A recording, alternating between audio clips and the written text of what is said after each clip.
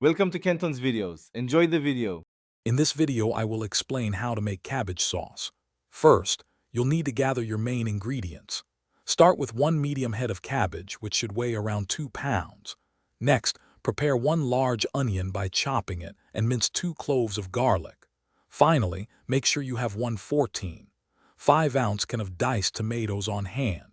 These fresh ingredients are the foundation for a delicious and comforting sauce that's perfect for any meal.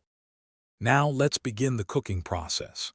Heat 2 tablespoons of olive oil in a large pot or Dutch oven over medium heat.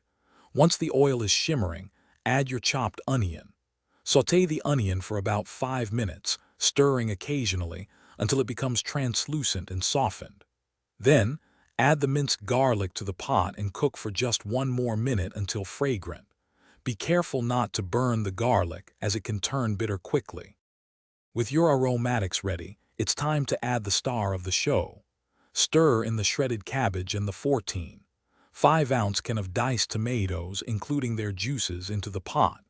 Next, pour in 1 cup of vegetable broth to help create a rich sauce base. Bring the mixture to a gentle simmer, then reduce the heat to low, cover, and let it cook for 20 to 25 minutes, or until the cabbage is tender. To finish your delicious cabbage sauce, season it generously with salt, freshly ground black pepper, and a pinch of red pepper flakes for a little kick. Taste and adjust the seasonings as needed. Before serving, garnish with some fresh chopped parsley for a vibrant touch. This sauce pairs wonderfully with rice, pasta, or as a side dish. For other great deals, including the Owala water bottle mentioned, check out the links in the description below.